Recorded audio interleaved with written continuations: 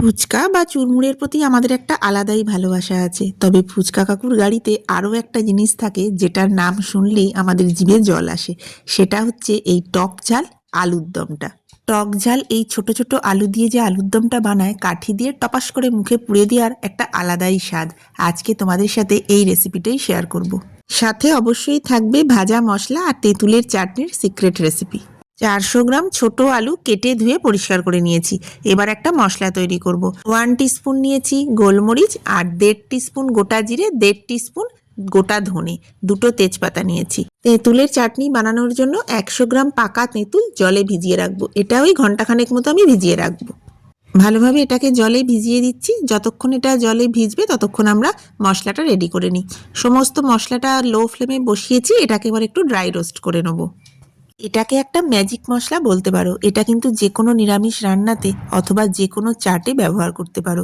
চাইলে এখানে 2টো শুকনো লঙ্কার গুঁড়ো দিতে পারো, তবে যেহেতু এটা আমি অন্যান্য রান্নাতেও ব্যবহার করি তাই লঙ্কাটা আলাদাভাবে দেবো। ভালোভাবে ভেজে নিয়েছি। ঠান্ডা হওয়ার পরে এবার এটা মিক্সিতে গুঁড়ো করে নেবো।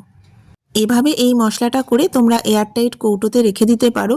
1 মাস পর্যন্ত এটা রেখে দেবে, গন্ধ একদম একই রকম থাকবে। মশলা একেবারে রেডি হয়ে গেছে। এবার আলুগুলো সেদ্ধ করে নিই। কড়াতে 1.5 কাপ মতো জল দিয়ে ঢাকা দিয়ে দিলাম। এবার এটাকে সেদ্ধ করে নেব। 10-12 মিনিট মতো এটাকে মিডিয়াম ফ্লেমে রেখেছিলাম।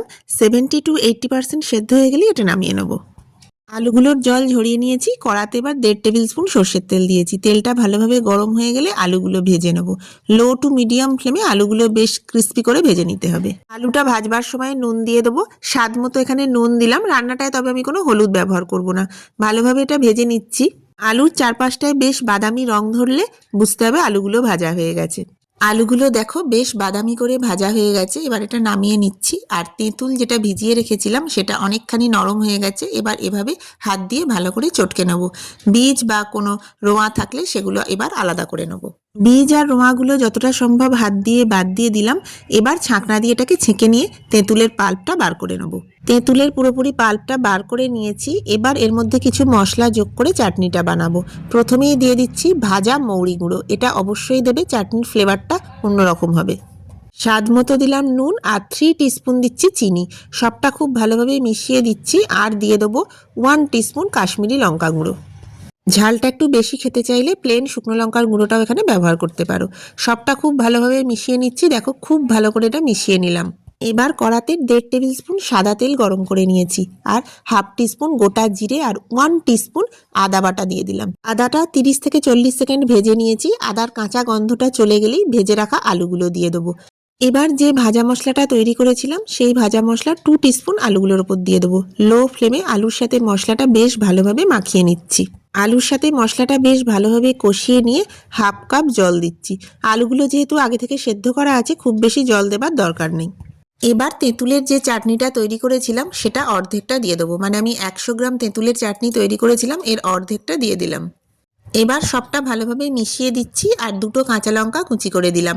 এই সময় তোমরা নুনটা একটু চেক করে নেবে। আমি আলু ভাজার সময় আর তেঁতুলের চাটনিতে নুন দিয়েছিলাম বলে এখন আর নুন দিলাম না।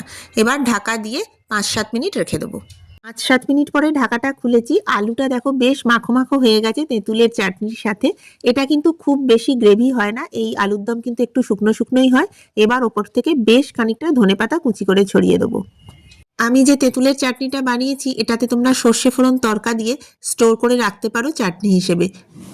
এই আলুর দমের সঙ্গে ধনেপাতার ফ্লেভারটা ভীষণ ভালো যায়। আমি বেশ খানিকটা ধনেপাতা দিয়ে দিলাম। দেখো আমাদের আলুর দম একেবারে রেডি। এবার শালপাতার বাটিতে অথবা কাগজের প্লেটে সার্ভ করে দাও। এই পর্যন্ত আস্তে আস্তে জিভে জল আসবে। আমি একটা কাগজের প্লেটে এবার আলুর দমটা সাজিয়ে নিই। ফুচকা কাকুদের কাছে যে আলুর দমটা থাকে সেটা কিন্তু নিরামিষ থাকে, মানে পেঁয়াজ রসুনের ব্যবহার করে না। তো আমিও ঠিক সেইভাবেই করলাম। এটা কিন্তু একেবারে অথেন্টিক যেরকম আলুর দম হয় ঠিক সেরকমই হয়েছে। ওপর থেকে কিছুটা গ্রেভি দিয়ে দিলাম আর দিয়ে দেবো 1/2 টিস্পুন ভাজা মশলা। আলুর দমের ওপরে ভাজা মশলা আর তেঁতুলের চাটনি ছড়িয়ে সার্ভ করো।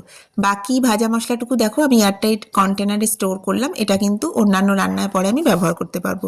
এবার 2 টেবিল স্পুন তেঁতুলের চাটনি দিয়ে দিলাম ওপর থেকে। সব শেষে ধনেপাতাটা দিতে অবশ্যই ভুলো না।